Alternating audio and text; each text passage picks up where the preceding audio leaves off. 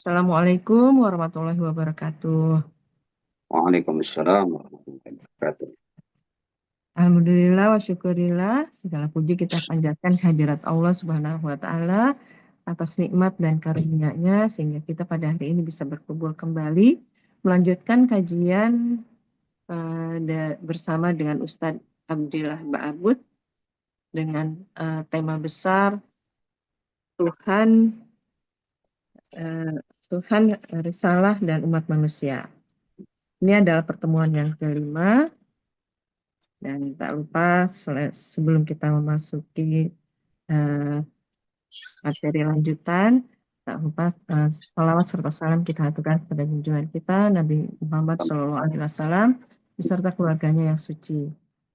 Silahkan Ustadz melanjutkan tentang mungkin inti permasalahannya pada kezaliman masih merajalela mengapa hujah digaibkan. Silahkan Ustadz. Assalamualaikum warahmatullahi wabarakatuh.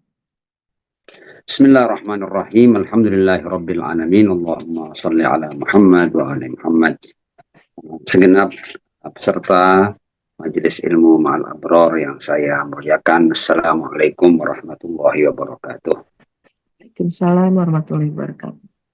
Ya, kita sudah ada di pertemuan kelima dari tema besar Tuhan, Risalah atau Agama dan Manusia. Dengan subtema kezaliman merajalela mengapa hujah digaibkan.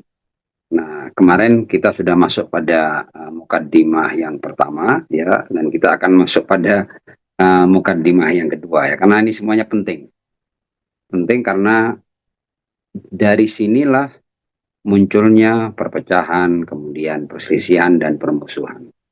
Tapi kalau kita mau kerucutkan, ya kira-kira apa yang menjadi muara atau akar perselisihan, perpecahan, dan lain sebagainya, ataupun munculnya berbagai macam keburukan, kalau kita mau kerucutkan atau kita mau simpulkan adalah ada pada ketidakpatuhan. Jadi ketika sebagaimana disampaikan oleh Imam Ja'far As-Shadiq alaihissalam bahwa kita harus sadar status kita ini Tuhan atau hamba. Dan dengan mudah kita bisa memahami bahwa kita adalah hamba. Nah, hamba ini harus menghamba. Nah, kapan keburukan muncul? Ya, ketika hamba tidak menghamba. Maksudnya hamba tidak patuh. Dari situlah munculnya berbagai macam keburukan. Dan tentu setan ya, baik dari bangsa jin dan manusia ketika ingin melawan Tuhan, sementara Tuhan ingin agar umat manusia bersatu di bawah tali Allah, ya ketaatan kepada Allah, kepada para wakilnya, baik nabi, rasul maupun para wasi daripada para rasul. Nah, setan kemudian memanfaatkan ya berbagai macam hal untuk menciptakan perpecahan di antara umat manusia. Seperti yang kemarin sudah kita bahas di ayat ya ayuhan nas inna khalaqnakum min dzakarin wa untha. Ya, kemarin sudah kita bahas, bahkan dari gender saja setan sudah bisa menciptakan berbagai macam perseruan antara laki-laki dan wanita. Ya, bahkan dari perseruan itu sampai akhirnya ada yang milih gender ketiga yang tidak ada itu ya. Gender jadi-jadian ya. Sampai terjadilah hal-hal yang kita kenal dengan LGBT dan lain sebagainya. Itu juga menjadi sumber permasalahan tersendiri. Kemudian waja'alnakum syu'uban. Memang Tuhan mencipta kita bangsa-bangsa. Tujuannya kan ta'aruf kan, tapi setan memanfaatkan perbedaan suku bangsa ini untuk takhosum, untuk perpecahan, lawan daripada ta'aruf. Qabaila, ada suku-suku, kabilah-kabilah, marga-marga, ya keluarga-keluarga, bani-bani, bani fulan dan bani fulan, dzurriyyah fulan dan dzurriyyah fulan ya. Itu perbedaan ini yang seharusnya kita gunakan untuk ta'aruf, ya saling mengisi, saling berbagi, saling membantu ya. Tapi ini dimanfaatkan oleh setan untuk perbedaan ini untuk agar mereka berpecah dan berseteru. Padahal Allah Subhanahu wa taala mengatakan bahwa semua masalah yang terkait dengan laki-laki ataupun wanita, suku bangsa, etnis, ya, keturunan, ya nasab dan lain sebagainya itu adalah nilai-nilai yang sifatnya tanda kutip aksesoris. Nilai yang fundamental adalah ketakwaan. Inna akramakum indallahi atqakum. Innallaha alimun khabir. Nah, di mukadimah yang kedua ini saya akan masuk pada sebuah permasalahan yang membuat ya umat beragama, ya umat yang bahkan percaya Tuhan dan percaya kepada para nabi ini berseru. Ya, apa yang dimainkan oleh setan ya dalam hal ini yang menciptakan, seharusnya umat yang percaya kepada para rasul dan para nabi harusnya bersatu lah. Tapi kenapa justru mereka berpecah karena nabi, berpecah karena nabi.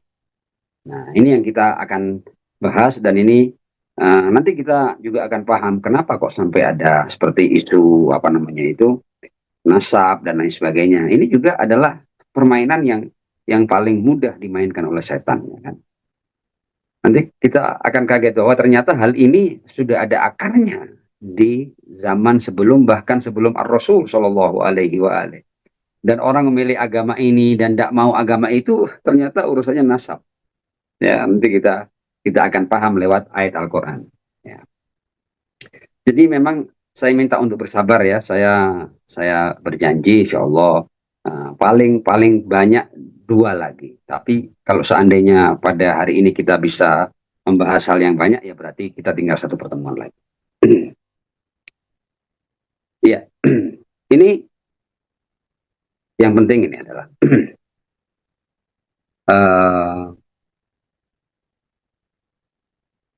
iblis ya itu sejak awal ketika dia menolak ya untuk sujud, itu dia memainkan masalah unsur. Tidak ada kaitannya itu padahal. Ya, kalau kita lihat ayatnya ya, kenapa iblis itu tidak mau sujud kepada Adam? Padahal kan iblis adalah hamba. Hamba kan harus menghambakan apapun kata Tuhan. Jadi aneh kalau ada hamba, Tuhan yang ngomong A, kemudian dia milih yang B. Di situ akan apa namanya itu akan muncul permasalahan. Nah, jadi iblis sejak awal itu bermain dengan unsur. Di surat Al-A'raf ayat 12 dikatakan qala ma mana'aka alla tasjuda id amartuk. Wahai iblis, ya kan kita sudah paham kan di pembahasan yang pertama bahwa bangsa jin dan manusia, yang salah satu dari bangsa jin ini namanya iblis ini, itu diberi kemampuan berpikir, diberi fungsi-fungsi untuk melihat, ya, mendengar, ya, memilah, memilih, ya. Dia sudah punya pengetahuan yang sudah ada dalam dirinya secara fitrah ya, mana yang baik, mana yang buruk ya. Sudah ada semuanya itu, baik pada manusia maupun pada bangsa jin. Nah, seharusnya ketika seorang makhluk ya, baik dari bangsa jin maupun manusia menyadari statusnya sebagai hamba, seharusnya apapun kata Tuhan dia ikut. Harusnya begitu kan. Tapi ini kan dalam cerita itu ketika diperintah sujud ya, kemudian iblis tidak mau sujud. Para malaikat semuanya sujud, kemudian iblis tidak mau sujud. Tidak mau sujudnya ini dihadirkan dalam bentuk firman oleh Allah. Dialog antara Tuhan dengan iblis ya. Kita tidak usah bahas dialognya seperti apa, enggak. Tapi intinya di Al-Quran dialognya seperti ini. Qala ma mana'aka alla tasjuda id amartuk. Apa yang mencegahmu wahai iblis untuk tidak sujud? Padahal aku sudah memerintahkan kamu untuk sujud. Ya. Alasannya ini ya. Qala ana khairun minhu. Aku lebih baik daripada Adam. Lebih baik di mana? Dia menjelaskan. Khalaqtani min nar wa khalaqtahu min tin. Engkau ciptakan aku dari unsur api dan kau ciptakan Adam dari unsur tanah. Aji. Ya. Jadi ini tidak ada kaitannya dengan kemuliaan, dengan kebaikan, dengan kelayakan ya, dengan kemampuan ya. Tapi kemudian iblis ini Ketika tidak mau sujud, dia berbicara unsur. Unsur saya ini api. Saya tidak mau sujud dengan unsur tanah. Loh, apa nilai yang menjadikan api lebih mulia daripada tanah? Atau tanah lebih mulia daripada api? Padahal kan ketika Allah memerintahkan iblis yang dari unsur api untuk sujud pada Adam yang dari unsur tanah, itu juga bukan karena Adam dari unsur tanah, kemudian unsur api harus sujud kepada unsur tanah. Tidak begitu juga. Ini perintah Tuhan. Ya, pastilah kita yang menyadari bahwa Tuhan Maha Sempurna, tidak ada perintah Tuhan yang tidak sesuai dengan nilai-nilai keadilan dan hikmah dan kebenaran. Harusnya kan begitu kan. Jadi kan dia sok tahu banget, dia katakan, engkau ciptakan aku dari api, dia dari tanah, masa api sujud sama tanah? Padahal dia juga tidak tahu bahwa perintah Allah untuk para malaikat dan bangsa jin sujud kepada uh, Adam itu bukan karena Adam dari unsur tanah, bukan. Ada hal lain nanti. Makanya ini kan yang saya katakan penting ini nanti kita akan bahas. Bahkan Tuhan, seorang nabi menjadi nabi itu tidak asal-asalan Tuhan milih.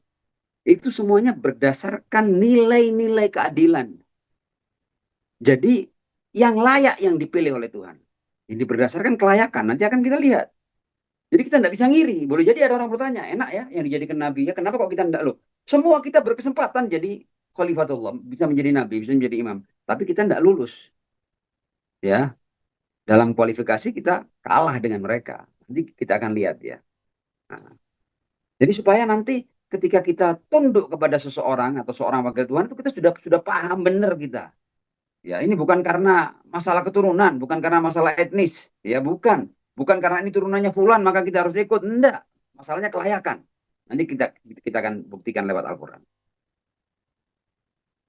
Tapi sekarang ini menjadi bahwa masalah ini, masalah orang menganggap unsurnya, ya wujudnya ini lebih utama daripada unsur yang lain. Ini yang pertama kali melakukan iblis. Jadi dia tidak mau sujud kepada Adam, dia tidak lihat ilmunya Adam, tidak lihat kelayakannya, tidak. Dia cuma lihat unsurnya. Saya dari api kok itu dari tanah, masa api sujud sama tanah? Jadi dia memainkan sesuatu yang tidak ada kaitannya dengan nilai seseorang atau dengan nilai seorang hamba, dengan makom ataupun derajat seorang hamba. Padahal kan Tuhan mengatakan kan inna akramakum indallahi atqakum. Jadi yang paling tinggi derajatnya adalah yang paling bertakwa. Semakin bertakwa semakin tinggi derajatnya. Bukan karena ini unsurnya tanah, ini unsurnya api atau yang lain-lain. Nah, ini bukan masalah unsur, ini nilai apa namanya itu kemuliaan di mata Allah. Allah letakkan pada ketakwaan. Ya, bukan pada api ataupun ini, bukan pada darah juga enggak, darah biru, darah merah, darah kuning enggak begitu. Ya, nanti kita lihat.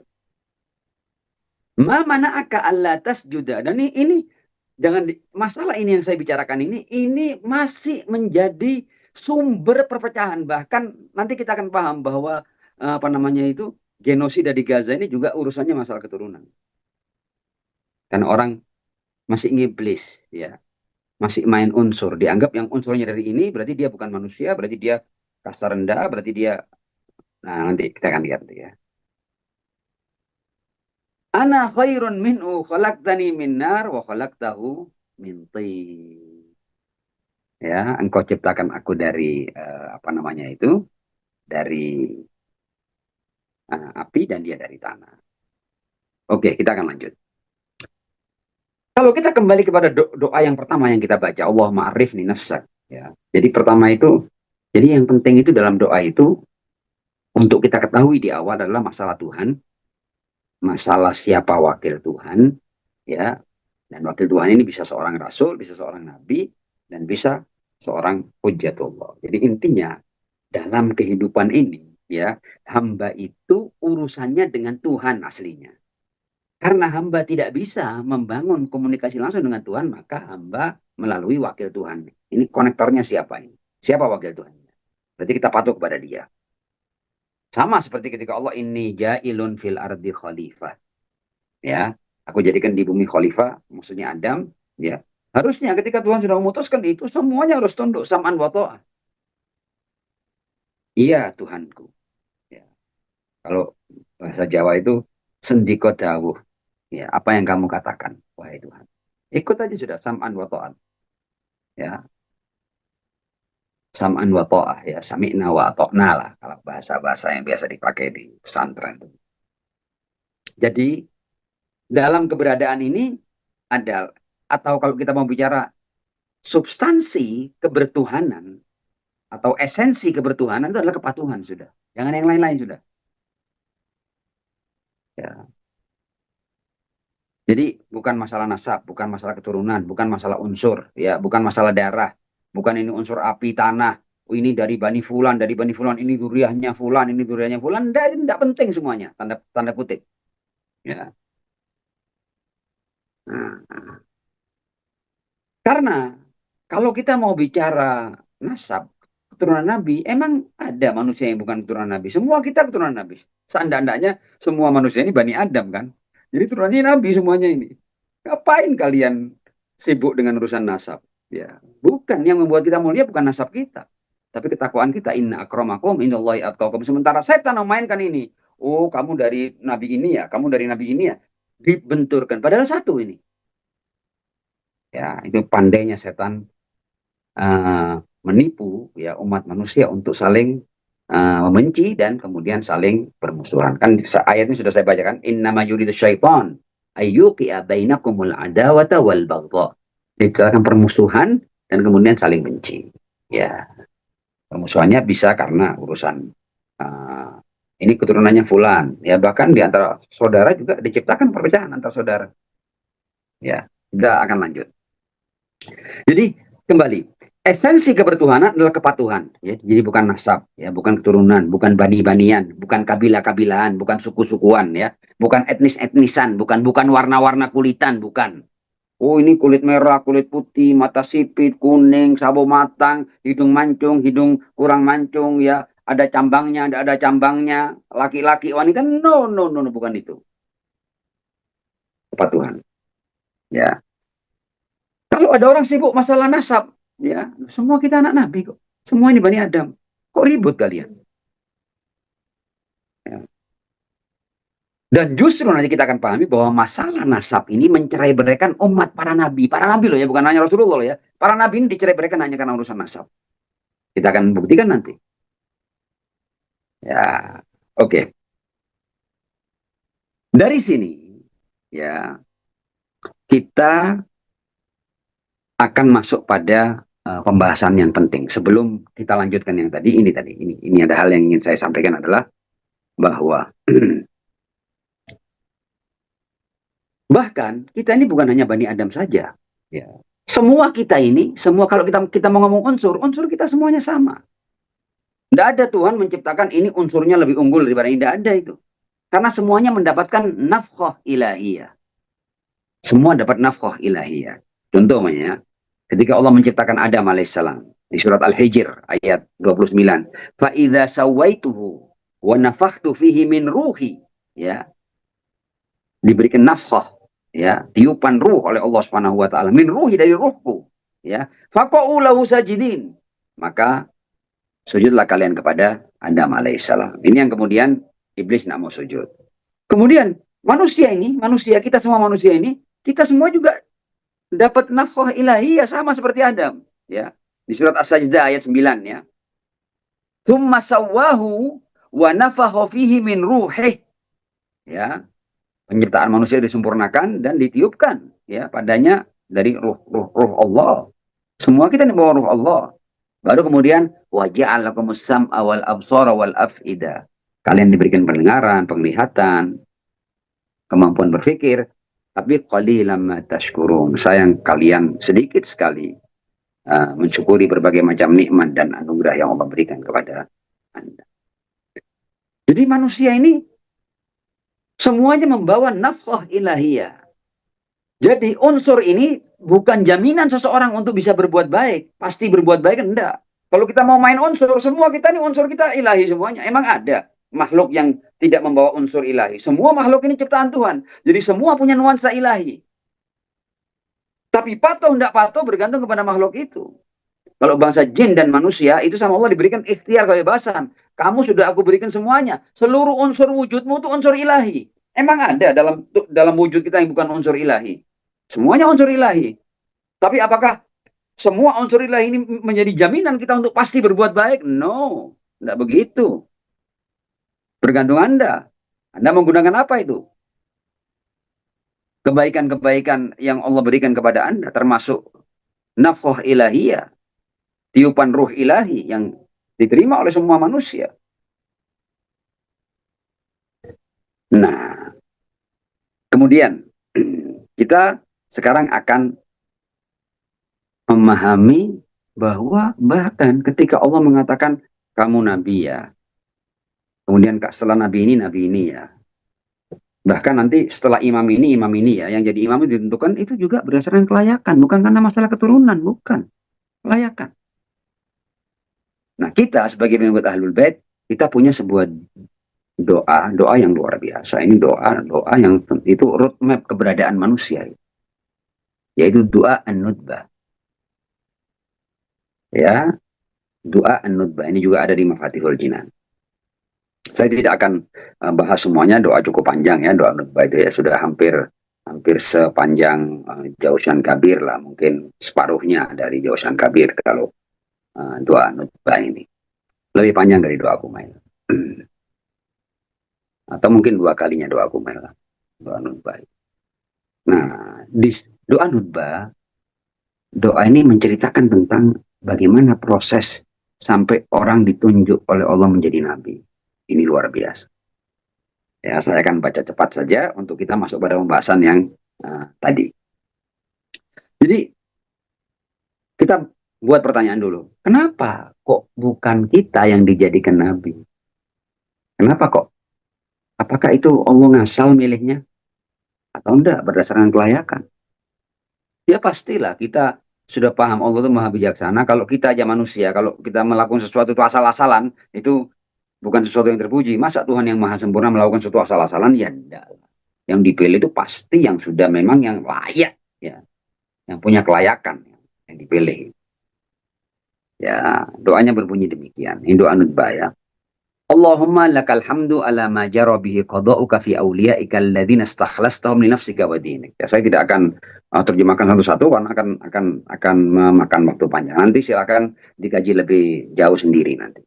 Jadi intinya segala puji bagi Allah atas ketentuan Allah dalam hal aulia. Aulia itu bisa nabi, bisa rasul, bisa para imam.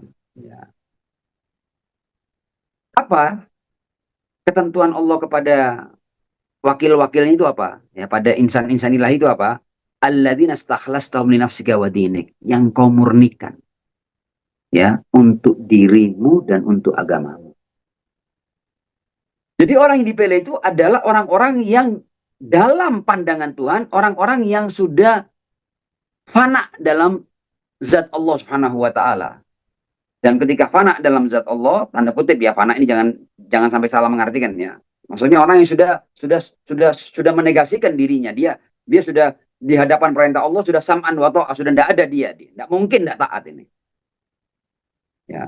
Tapi bukan ditentukan begitu, enggak.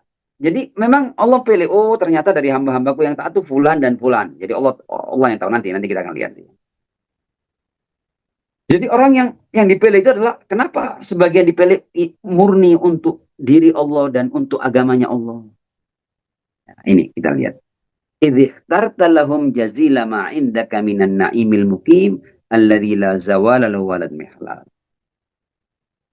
Dan ini sebenarnya tawaran ini juga kita semua dapat sudah.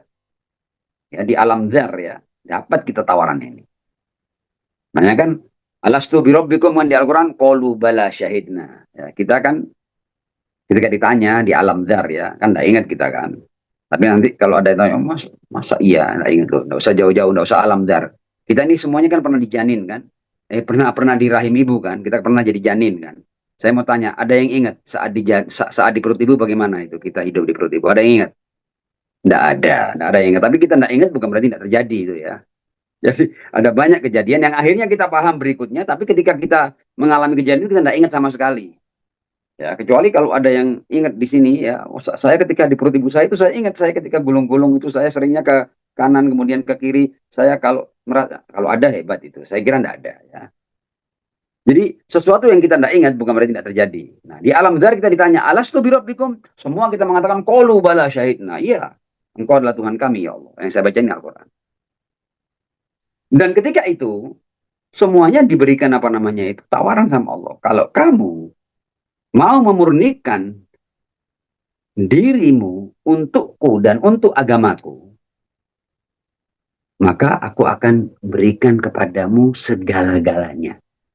Idhtarta lahum jazila ma indaka minan na'imil muqim, nikmat yang abadi yang tidak akan pernah sirna, tidak akan pernah habis. Alladzi la zawala lahu walad mihlal. Jadi ini cerita keberadaan kita ini cerita yang luar biasa loh ya, ini cerita keabadian loh ya. Jadi makanya kan karena nanti rewardnya itu adalah keabadian, makanya kita dihidupkan di dunia dengan berbagai macam cobaan dan rintangan yang dahsyat ini. Karena berikutnya adalah sesuatu yang luar biasa. Bahkan tidak bisa dibandingkan ujian ini dengan apa yang kita dapat nanti. Sudah ditawari itu. Kemudian kata Allah, ba'daan ini kembali ke doa nutbah. Ba'daan syaratta alaihimuz zuhda fi darajati hadhihi dunya daniyah wa zuhrufiha wa zibrijiha. Tapi kalau mau menjadi auliaku, yang nantinya bisa aku jadikan nabi, rasul, dan imam suci, itu kamu harus zuhud di dunia. Kamu harus mampu memutus secara total kebergantunganmu kepada dunia. Kamu sudah tidak terpaut sama sekali dengan dunia. Bisa ndak? Kalau bisa kamu jadi loh ya. Kita juga ditawari hal yang sama.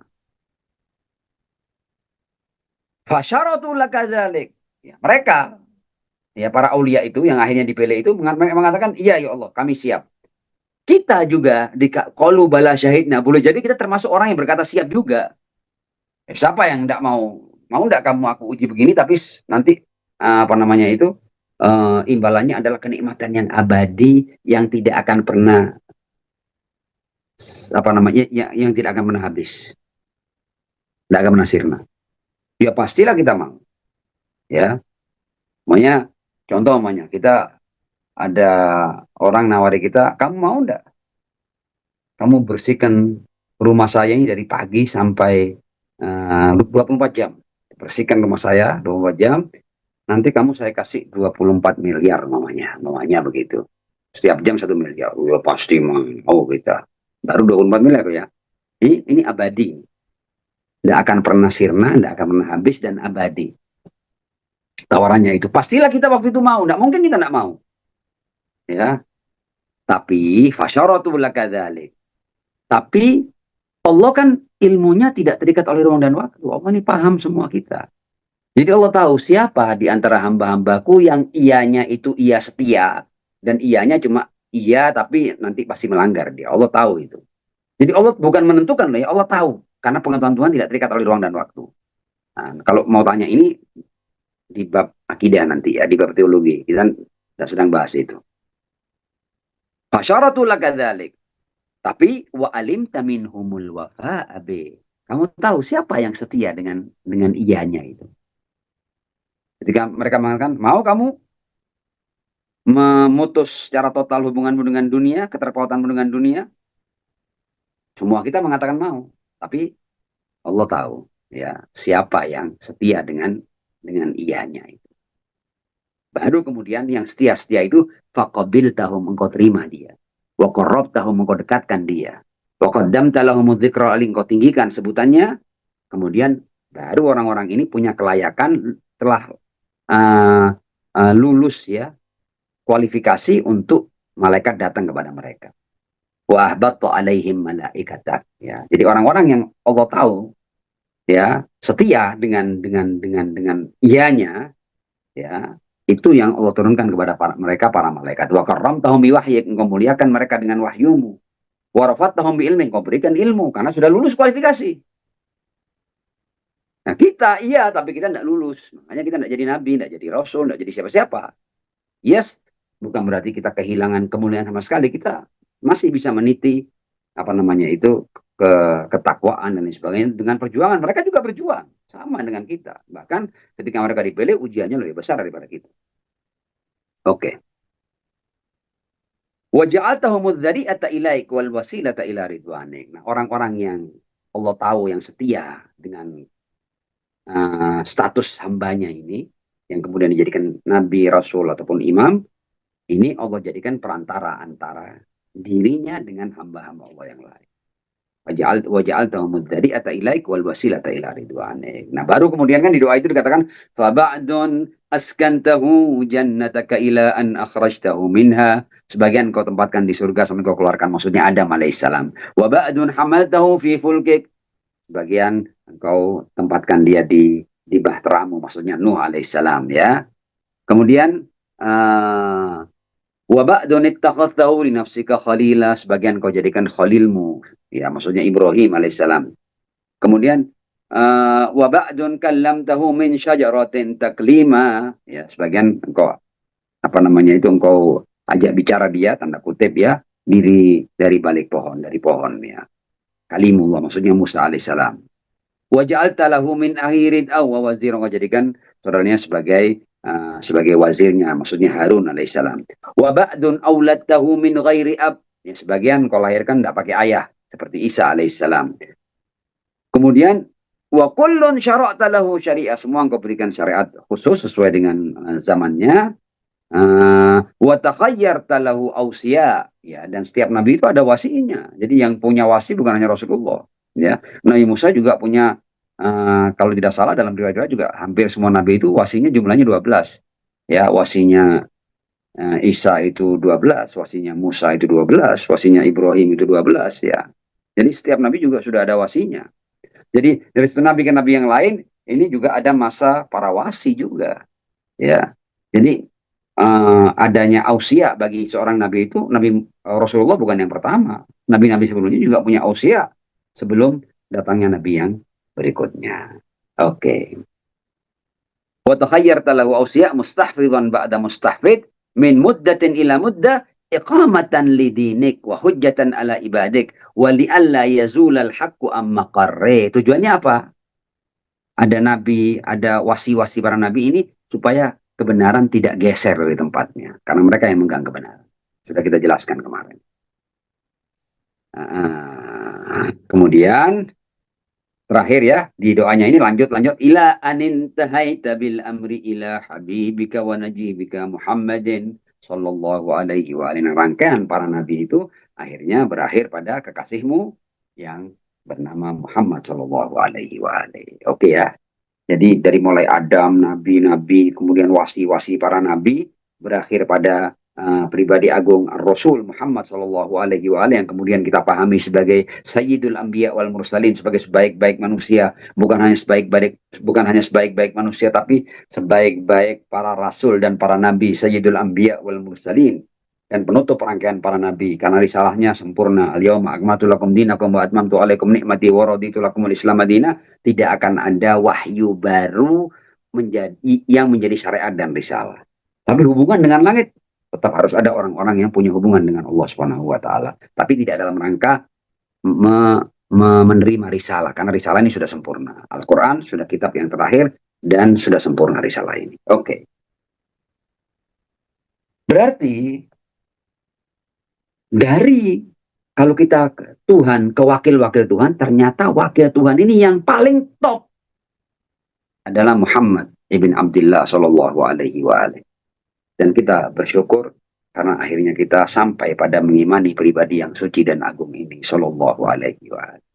Nah, dari sini pembahasan kita akan masuk pada bagian berikutnya, ya. Mukadimah sudah kita lalui.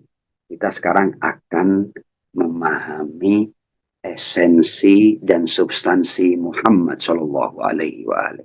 Siapa sih sebenarnya Muhammad ini? Banyak orang tidak kenal, banyak orang yang ngaku dirinya paling dekat dengan Muhammad, tapi dia tidak tahu substansinya Muhammad Shallallahu Alaihi Wasallam.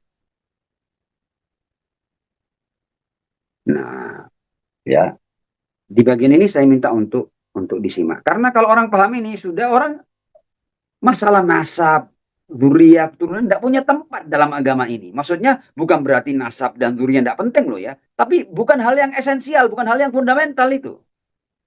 Karena substansi Muhammad, kita lihat di Al-Quran. Apa substansi Muhammad Shallallahu Alaihi Wasallam? Jadi orang ribut-ribut ini hanya ikut permainan iblis. Ya, karena umpan iblis ini. Ya, sehingga karena di mata mereka sebagai dzurriyyah itulah segala-galanya. Sehingga mereka mati-matian untuk ini. Tidak, bukan segala-galanya itu. Kalau kita mau ngomong unsur, semua kita ini bawa unsur Tuhan. Jangankan Nabi, kita punya unsur Tuhan semua kita ini. Kita ini punya nafkah ilahiyah. Ya, tapi itu tidak menjamin Anda untuk menjadi baik atau diridhoi oleh Allah. Enggak. Apakah Anda sebagai keturunan Nabi kemudian pasti dapat jaminan baik? Enggak juga. Bukan itu ukurannya. Ini supaya kita jujur ya. Ya, karena ini banyak orang yang salah. Akhirnya nanti orang iri hanya karena kenapa ini Habib kok saya bukan Habib ya. Ini turunan Nabi kok saya bukan ya. Loh, ini permainan setan. Supaya kita paham ini. Karena esensinya Muhammad bukan pada itu. Nah, ini kita lihat. Ini saya minta disimak baik-baik ya, karena ini pembahasan sangat penting. Dan dari sini kita paham bahwa ternyata semua orang itu, bahkan setan itu saking jagonya, sampai urusan keturunan Nabi dan rebutan Nabi itu, agama-agama ini saling melecehkan, saling memerangi, saling bahkan antar agama, bahkan dalam agama Islam sendiri. Ya, kita lihat nanti. Tapi sekarang kita akan bahas Muhammad. Siapa Muhammad? Supaya kita tahu. Dan kita ini sudah bukan di hadis, bukan di Al-Quran kali ini. Kita akan memahami substansi dan esensi Muhammad Shallallahu Alaihi Wasallam di Al-Quran. Kita baca ayatnya. Wa ma Muhammadun. Muhammad bukan apa-apa. Wa ma Muhammadun. Jadi dinafikan semuanya. Wa ma Muhammadun illa Rasul. Jadi Muhammad itu bukan siapa-siapa kecuali dia utusan. Ya. Bahkan nanti ini kita bisa buktikan untuk imamah. Nanti ini pembahasan kalau diikuti, dan mudah-mudahan saya di taufik untuk bisa menyampaikan dengan baik, kita akan memahami banyak hal dari sini. Wa ma Muhammadun illa Rasul. Muhammad itu bukan siapa-siapa, dia Rasul. Jadi Anda mau tahu substansi Muhammad, dia utusan Tuhan, bukan siapa-siapa. Ya. Qad khalat min qablihi Rasul. Sebelumnya sudah ada rasul-rasul yang lain. Ya. Tapi ayat berikutnya lanjutannya enggak saya baca karena saya enggak menyampaikan substansi dan esensi Muhammad. Di ayat ini, wa ma Muhammadun illa Rasul. Jadi Al-Quran ketika hendak mengenalkan siapa Muhammad, Muhammad adalah utusan Tuhan. Satu. Ayat lainnya. Muhammadun, siapa Muhammad ini? Rasulullah walladzina ma'ahu asyidda walal kufar ruhama'u bainahum. Lagi-lagi Tuhan ketika hendak mengenalkan siapa Muhammad, dikatakan dia utusan Tuhan. Muhammadun Rasulullah. Tadi wa ma Muhammadun illa Rasul. Di sini Muhammadun Rasulullah. Muhammad itu utusan Tuhan. Jadi Anda itu berhubungan dengan Muhammad itu karena dia sebagai utusan Tuhan, bukan karena yang lain-lain loh ya. Bukan karena gantengnya, bukan karena sukunya, bukan karena Quraisynya. Ini kan akhirnya kan dimainkan kan. Quraisy, Bani Hashim, Bani ini. Tertipu orang. Bodoh banget. Sehingga bangga-banggaan. Oh, come on. Itu permainan setan itu. Ya. Kalau Anda mau tahu Muhammad dari Al-Quran, Muhammad itu utusan Tuhan. Bukan yang lain-lain. Dan dia utusan Tuhan bukan karena dari Bani Hashim, bukan karena dari... Dia betul, dia pastilah dia ada baninya. Ya. Tapi urusannya bukan Bani Hashimnya. Dia adalah utusan Tuhannya yang penting. Dengan kata lain, seandainya yang ditunjuk oleh Tuhan itu bukan Muhammad, Yanto, kita ikut Yanto, tidak ikut Muhammad kita. Ya, supaya jelas ini. Oke. Ayat lain, Al-Ahzab, ya, ayat 40. Bahkan ini ayat ini luar biasa ini. Makana Muhammadun aba ahadin min rijalikum. Muhammad itu bukan ayah siapapun dari kalian. Loh, emang Muhammad bukan ayahnya Sayyidah Fatimah? Loh, ayahnya. Tapi urusan Muhammad ini bukan karena Muhammad ayahnya fulan, bukan. Karena Muhammad datuknya fulan, bukan. Ini kan ceritanya. Makana Muhammadun aba ahadin min rijalikum. Lah siapa Muhammad kalau gitu? Walakin Rasulullah. Kembali lagi. Ya, semua ayat ini ketika berbicara substansi dan esensi Muhammad, Al-Quran mengatakan dia utusan Tuhan. Dia utusan Tuhan. Dia Rasulullah. Dia Rasulullah. Di sini jelas-jelas Muhammad bukan ayah siapa-siapa dari laki-laki kalian. Walakin Rasulullah. Tapi dia adalah seorang Rasulullah. Itu yang penting itu. Wa khataman nabiyyin, dan penutup rangkaian para nabi. Oke, sekarang kita Ustaz, lihat. Afwan Ustaz, Ya, yang tadi yang wa Muhammadun ila Rasul itu ayat Al-Quran ayat berapa ya Ustaz? ya. Quran. Nanti kebetulan di catatan saya tidak ada ya. Nanti akan saya susulkan. Ya, Baik Ustaz, ya. ya, ya. Supaya karena sebagian tidak saya catat memang. Oke. Nah, sekarang ini ya. Kenapa Muhammad ini kemudian ditolak oleh orang-orang Yahudi dan Nasrani? Ya, karena Muhammad itu bukan dari Ishak, tapi dari Ismail. Ya, jadi Anda tahu ya. Jadi karena main nasab, main keturunan ini, akhirnya Muhammad itu ditolak karena ternyata bukan dari turunan ayah kami, bukan dari turunan Ishak, dari Ismail. Ya bahayanya ini. Mainan nasab, main-main zuria-zuriaan ini begini nih jadinya. Orang Yahudi, orang Nasrani tidak mau nerima Muhammad karena bukan dari Ishak. Kok dari Ismail? Padahal ayah-ayah kami itu ke Ishak, ke Yakub. Kenapa ini kok dari Ismail? Ya, jadi bahkan orang Yahudi, orang Nasrani tidak mau nerima Muhammad itu dikarenakan dia dari Ismail. Hanya karena ini turunan Ismail, bukan turunan Ishak, bukan turunan Yakub. Ya, oke. Saya mau berikan fakta lain di Al-Quran. Di surat Ali Imran ayat ke-67. Nabi Ibrahim itu juga diperebutkan loh ya. Nabi Ibrahim diperebutkan oleh orang Yahudi, oleh orang Nasrani. Ya, sama-sama mau rebutan Ibrahim. Di Al-Quran dikatakan, maka ya ini Ali Imran ayat 67. Maka Ibrahimu Yahudiyan wala Nasraniyan. Ibrahim itu bukan Yahudi, bukan Nasrani, walakin Hanifam Muslimah, tapi dia seorang yang telah memasrahkan dirinya kepada Allah Subhanahu wa taala secara murni dan karenanya dia dijadikan nabi. Wa makana minal musyrikin. Ya, bayangkan ya. Jadi urusan etnis, suku, nasab, keturunan ini sampai Ibrahim pun diperebutkan oleh orang Yahudi dan orang Nasrani. Maka sampai Al-Quran mengatakan maka Ibrahimu Yahudian, Ibrahim bukan Yahudi, bukan Nasrani. Bukan itu yang penting. Walakin Hanifah Muslimah. Penghambaannya, kepatuhan totalnya kepada Tuhan itu yang membuat Ibrahim penting dan akhirnya dia menjadi rasul. Dan kemudian dia menjadi Khalilullah.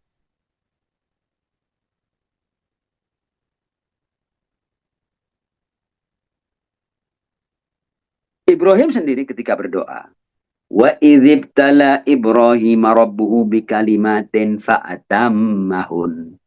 Ya, Ibrahim diuji dan menyempurnakan ujian itu ya, kita tidak akan masuk tafsirnya, tapi bagian ini yang saya jadikan sebagai bukti yang terkait dengan pembahasan kita. Setelah selesai, jadi kenapa Ibrahim dijadikan imam?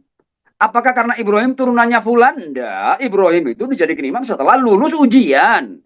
Wa idzibtala Ibrahim rabbuhu bikalimatin fa'atammahun, baru qala inni ja'iluka linnasi imama. Jadi imam itu karena lulus ujian, bukan karena turunannya fulan atau fulan, enggak ada itu.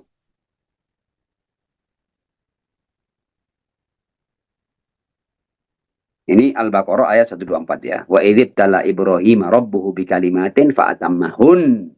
Ketika sudah menyempurnakan ujian, baru qala inni ja'iluka linnasi imama. Aku jadikan kau sebagai pemimpin bagi umat manusia. Ibrahim kemudian dalam doanya minta qala wa min dzurriyyati Allah. Kan orang bagus kan kalau mau doa untuk turunannya kan. Ya Allah, dzurriahku juga jadikan sebagai pemimpin ya bagi umat manusia. Tidak apa-apa kan doa kita juga, doa setiap kita doa gitu boleh. Boleh kita, bukan tidak boleh doa, bukan salah doanya Ibrahim untuk agar zuriahnya itu juga menjadi pemimpin apa namanya itu bagi umat manusia. It's okay, no problem at all.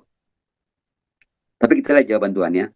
Qala la yanalu ahdi dhalimin. Ya, tapi urusan kepemimpinan umat manusia ini tidak akan diraih oleh orang-orang yang zalim. Jadi kalau ada zuriahmu yang zalim, tidak akan dapat peran itu dia. Harus punya kelayakan, harus bukan zalim, harus membersihkan dirinya. La yanalu ahdi dhalimin. Nah, sekarang kita lihat ya, mainan-mainan nasab ini begini. Jadi Ibrahim ketika menikah dengan Hajar, dapat Ismail alaihissalam. Dari Ismail turun temurun sampai kepada Muhammad Shallallahu Alaihi Wasallam. Ya. Dan karena Muhammad dari Ismail, maka Ibrahim ketika menikah dengan Sarah, ya itu dapat Ishak. Ya, Ishak ketika menikah dengan Rofqah, ya itu dapat Yakub. Ya, dari Yakub turun temurun nanti ada turun nabi yang lain yaitu Musa alaihissalam. Jadi Musa itu turunan daripada Yakub. Ya, Yakub juga ya dari sisi yang lain ya itu turun temurun keluar Yahuda. Yahuda menurunkan Dawud, ya. Dawud menurunkan Sulaiman, ya. Sulaiman menurunkan Imran, Imran menurunkan Maryam, ya. Isa adalah putra Maryam. Jadi Isa ini juga kalau kita lihat silsilahnya, Isa itu binti Maryam, ya. Isa bin Maryam, ya Isa bin Maryam binti Imran, kemudian lanjutannya ke atasnya sampai ke Nabi Sulaiman, sampai ke Nabi Dawud, ya, kemudian sampai ke Yahuda, sampai ke Yakub, ya, dan Yakub itu dari Ishak alaihissalam. Jadi kenapa ya Bani Ishak ini ya tidak dan Bani Yakub ini ya tidak mau menerima Muhammad karena Muhammad dari Ismail. Jadi karena masalah nasab, tidak mau menerima Muhammad karena nasab. Dia tidak sambung sampai ke mana itu ke Ishak dan ke apa namanya itu Yakub ya. Nah, orang-orang Nasrani juga begitu ya karena Isa itu putra Maryam, Maryamnya putri Imron, Imron selanjutannya sampai ke Nabi Sulaiman, sampai ke Nabi Dawud, sampai ke Yahuda. Yahuda adalah turunan Yakub. Jadi Yakub juga menurunkan Musa, juga menurunkan artinya dari turunannya ini keluar Musa, ada dari turunan yang lain keluar Yahuda. Jadi kemudian ada Nabi Dawud dan lain sebagainya. Itu semuanya bukan dari Bani Ismail. Karenanya kemudian bahkan di antara mereka juga ini berebut ini ya, di antara Nasrani dan Yahudi juga berebut Ibrahim ya kan. Tadi kan sudah dikatakan kan sampai Allah mengatakan maka na Ibrahimu Yahudian wala Nasronian. Tapi perbuatan ini karena masalah keturunan, karena masalah nasab. Jadi bahaya orang bangga-banggaan dengan nasab. Padahal kan harus jelas kan kita ini semua hamba Tuhan, kita semua Bani Adam, selesai harusnya. Bukan ini permainannya, permainannya itu inna akramakum indallahi atqakum, kebaikanmu. Bagaimana kamu lulus menghadapi berbagai macam ujian ilahi. Bukan kamu keturunan siapa. Itu permainan iblis. Ya, oke. Kemudian ketika akhirnya mereka itu menolak ya, Muhammad Shallallahu Alaihi Wasallam hanya karena urusan nasab dan keturunan, karena Muhammad dari Ismail dan bukan dari Ishak dan Yakub, ya Allah SWT menurunkan ayat ini. Siapa sih sebenarnya? Ya, jadi kan Ibrahim ini kan saya katakan diperbutkan kan, Ibrahim diperbutkan oleh orang-orang Nasrani, diperbutkan oleh orang-orang Yahudi, ya, diperbutkan juga oleh apa namanya itu tanda kutip umat Islam juga menisbatkan dirinya kepada Ibrahim alaihissalam. Nah, tapi kemudian Allah memberikan definisi siapa sih yang paling dekat dengan Ibrahim, yang paling layak menisbatkan dirinya kepada Ibrahim itu siapa sih? Al-Quran mengatakan di surat Ali Imran ya ayat 68, Inna awlan nasi bi Ibrahima lalladzina taba'uhu. Jadi orang yang paling layak disebut Ibrahim itu bukan bahkan bukan yang keturunan Ibrahim, bukan itu. Orang yang layak menisbatkan dirinya kepada Ibrahim, orang yang paling mengikuti Ibrahim. Inna awlan nasi bi Ibrahima lalladzina taba'uhu ya. Kemudian wahadan nabiyyu walladzina amanu ya. Dan Allah di sini mengatakan bahwa kalau Anda mau mengikuti Ibrahim ya, itu yang paling mengikuti Ibrahim adalah Rasul sallallahu alaihi wa alihi wa hadzan nabiy walladzina amanu wallahu waliyul mu'minin. Jadi yang tidak bergeser dari ajaran Ibrahim, yang mengikuti ajaran yang benar-benar, itu yang paling layak disebut Ibrahim. Jadi bukan karena kamu dari Ishak atau dari Yakub atau dari mana, enggak. Kemudian yang Ismail, enggak. Jadi ukurannya bukan kalau kita mau bicara anak, semuanya itu anak Ibrahim. Ismail anak Ibrahim, Ishak anak Ibrahim, Yakub keturunan Ibrahim, ya. Nabi-nabi yang lain juga kalau silsilahnya sampai kepada Ibrahim. Tapi yang paling layak menisbatkan dirinya kepada Ibrahim, lalladzina taba'uhu, yang mengikuti Ibrahim. Ya, makanya saya katakan tadi kan, esensi kebertuhanan itu adalah kepatuhan. Ya, kepatuhan kepada siapa? Kan kita tidak langsung ke Tuhan, kan kepatuhan kepada wakil-wakil Tuhan, para rasul itu. Nah, di sini ada pembahasan yang menarik. Dari sini kita kan sering kan. Dari sini ini juga akan menjadi bukti imamah buat kita ini. Kita sering kan mendengar Husainun minni wa ana min Husain. Ya, Rasul ngomong Husain dari aku. Orang itu ketika mendengar riwayat Husainun minni, Husain dari aku, maka orang-orang itu mengatakan, oh iyalah Husain dari Rasulullah, karena Husain itu adalah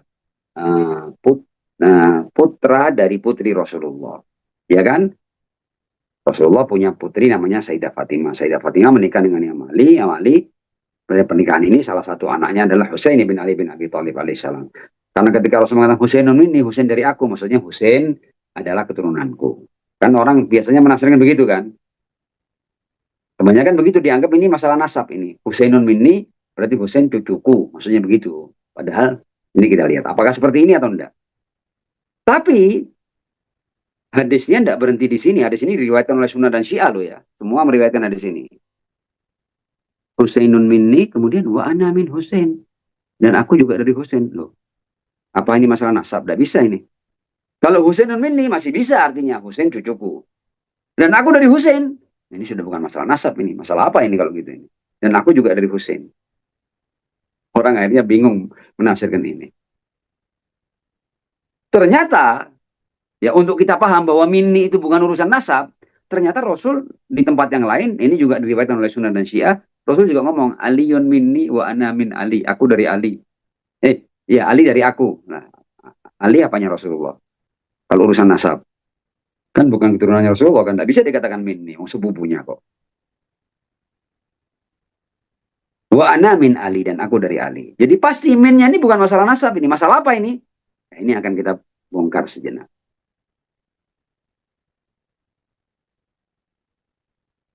Dan kalau min yang pertama kita artikan nasab, min yang kedua kita artikan hal lain, min yang pertama dan kedua mengalami inkonsistensi, tidak konsisten ini. Ya, kok bisa yang ini diartikan nasab, ini diartikan lain. Min di pertama dan min kedua itu harus sama maknanya. Ya, saya ulang ya. Husainun minni wa ana min Husain. Husain dari aku. Kalau ini bisa masih diartikan nasab. Husain dari aku, Husain cucuku ya. Tapi wa ana min Husain, apa itu? Aku juga dari Husain. Berarti pasti bukan masalah nasab ini. Sebab Rasul juga bukan hanya ngomong Husain dari aku, tapi aku dari Husain. Berarti bukan masalah nasab. Ya. Kemudian Aliun minni wa ana min Ali. Kalau ini minnya dua-dua tidak bisa diartikan nasab. Ya. Ali dari aku dan aku dari Ali. Pasti bukan masalah nasab ini. Karena Ali dari aku, masalah nasab tidak bisa. Ali bukan cucunya, bukan anaknya juga. Nah, lalu apa? Ya, lalu apa? Makna di sini kita akan kembali kepada ayat yang biasa kita baca di Yaumul Qadir. Ya ayyuhar rasulu. Ya, di ayat Qadir itu Al-Maidah 67 ya. Itu bahkan Rasul dipanggil Rasul sebagai, jadi karena ini masalah kerasulan ya. Jadi kan saya katakan, ingat tadi kan, substansi Muhammad adalah kerasulannya. Ya ayyuhar rasul, ya wahai Rasul.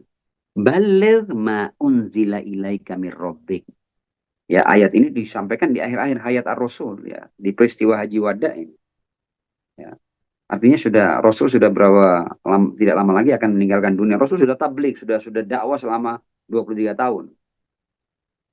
Ketika itu turun ayat ini, ya ayyuhar rasul, wahai Rasul, baligh ma unzila ilaika mir rabbik. Sampaikan apa yang baru saja turun dari Tuhanmu.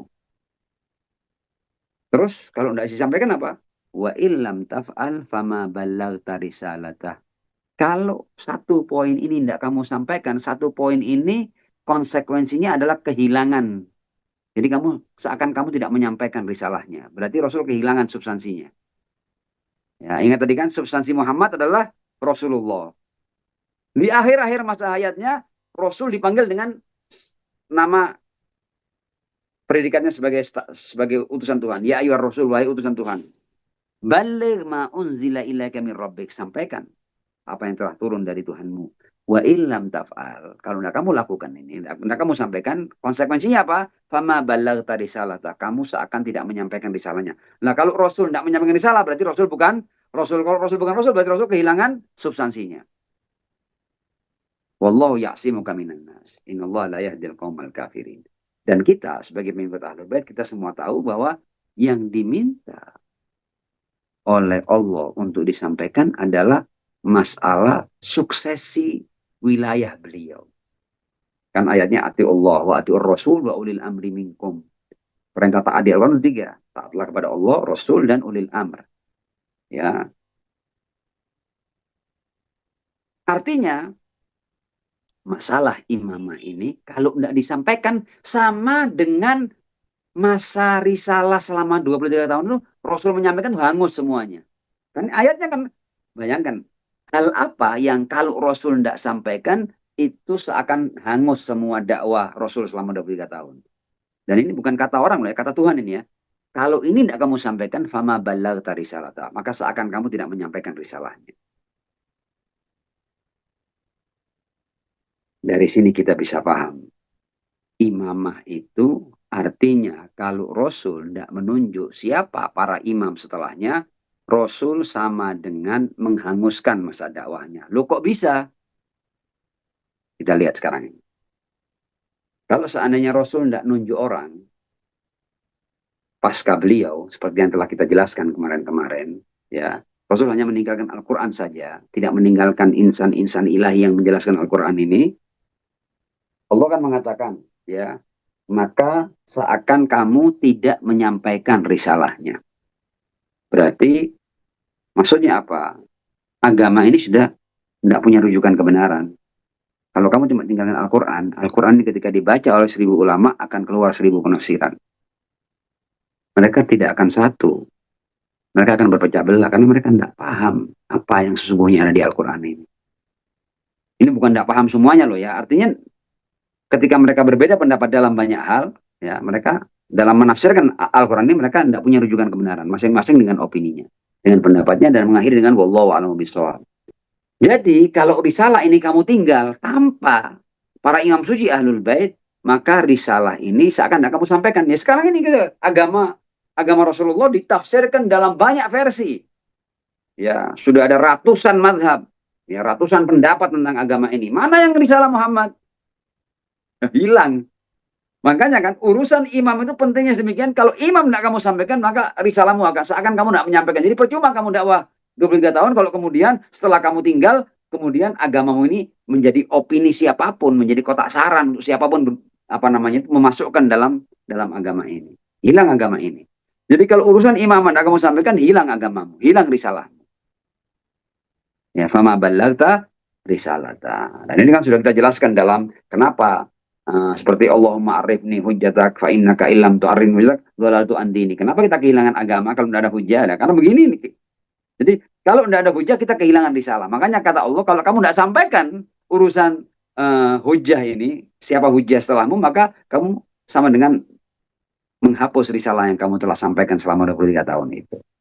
Nah, dari sini baru ya kita paham ya bagaimana kita menafsirkan Husainun minni wa ana min Husain, Aliun minni wa ana min Ali, dan minnya itu konsisten. Husainun minni maksudnya, jadi kan ingat kan, apa substansi Muhammad? Substansi Muhammad adalah kerasulan, risalah, ya kan? Husainun minni, risalah yang sampai kepada Husain itu adalah dari aku. Karena substansiku, minni kan aku Rasulullah kan. Rasul itu kan sudah kita katakan, apa substansi Muhammad? Kerasulan. Jadi ketika Rasul hendak menunjukkan dirinya, berarti Rasul berbicara tentang kerasulannya. Husainun minni. Husain dari aku, maksudnya risalahnya Husain dari aku. Wa ana min Husain.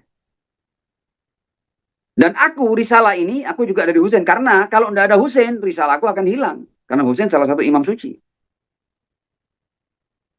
Sesuai dengan Al-Quran. Fama ballaghta risalata. Betul, Husain mendapat risalah dari aku. Tapi risalahku ini, salah satu yang menjaganya adalah Husain bin Ali bin Abi Thalib, karena dia imam suci di zamannya. Demikian pula dengan Aliun minni. Risalahnya Ali dari aku, karena aku adalah risalah kan. Aliun minni. Risalahnya Ali dari aku. Wa ana min Ali. Dan sama saja. Yang menjaga risalahku pertama sebelum Al-Husain adalah Ali bin Abi Thalib. Jadi,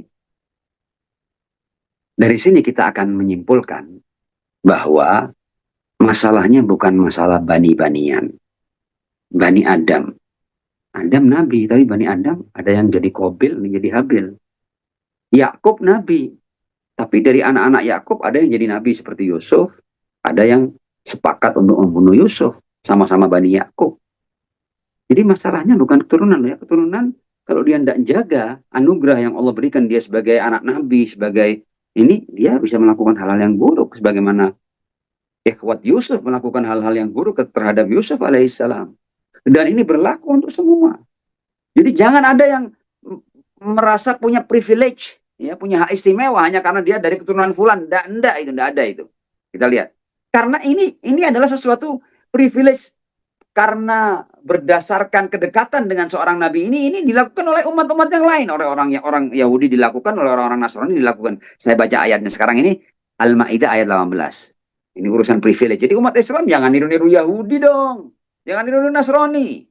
Ya, mereka tuh main privilege. Ya. Waqalatil ini Al-Maidah ayat 18. Waqalatil yahudu wan nasara. Yahud dan Nasara berkata, nahnu abna'ullah wa ahibba'uh. Kita ini adalah putra-putra Tuhan dan kekasih-kekasih Tuhan. Nah, yang lain? Yang lain apa kalau gitu? Ya, kenapa kok harus ada yang artinya kan kalau mau menjadi aulia Allah itu kan harus ada syarat-syaratnya. Syaratnya inna akramakum indallahi atqakum. Jadi yang paling bertakwa dia yang paling dicintai oleh Allah Subhanahu wa taala. Nah, sementara orang Yahudi berdasarkan keyahudiannya, orang Nasrani berdasarkan kenasraniannya, berdasarkan keturunannya, mereka mengatakan nahnu abna'ullah, kita putra-putra Tuhan. Ya, ini main privilege ini sama dengan iblis main unsur. Saya dari api ya Allah. Dia dari tanah. Saya turunannya fulan ya Allah. Ini siapa ini? Ya, Yahudi juga bermain begitu. Nahnu abna'ullah. Kalau ini sudah kelewatan, sudah bukan ngaku zuriyah seorang nabi, tapi sudah mengaku anak-anak Tuhan. Nahnu abna'ullah wa ahibba'u. Ya, kemudian ada jawabannya untuk orang-orang saya, tapi bukan itu yang hendak saya yang saya bahas. Jadi intinya bahwa kalau orang memahami, tadi kan pembahasan besarnya adalah Islam, risalah dan agama. Jadi esensi kebertuhanan adalah kepatuhan kepada wakil-wakil Tuhan. Dan esensi para nabi adalah risalahnya, kerasulannya, bukan yang lain-lainnya. Ya, sementara kalau kita tidak memahami ini dengan baik, maka kita akan tercerai-berai hanya karena bayangkan ini sama-sama mau ngikut Nabi, tapi dicerai-beraikan hanya karena masalah, oh saya tidak mau ikut Muhammad karena dia dari Bani Ismail. Oh saya tidak mau ikut ini karena dia bukan dari Yakub, ya, bukan dari Bani Yakub, bukan dari Bani Ishak, ya, bukan dari Bani Imron, mamanya, ya, seperti itu, ya. Dan kalau kita paham ini, maka orang ngapain dia berbantah-bantahan, saling caci, saling maki, saling perang hanya karena masalah nasab. Ya, itu sesuatu yang sama sekali bukan merupakan esensi daripada keberagamaan dan kebertuhanan. Di tempat lain esensinya, substansinya di tempat lain. Nilai-nilai fundamentalnya di tempat yang lain. Ya, kalau Anda bermain unsur, bermain darah, dan lain sebagainya, maka Anda tak ubahnya seperti iblis yang mengatakan bahwa unsurku dari api dan dia dari tanah, makanya aku tidak mau patuh.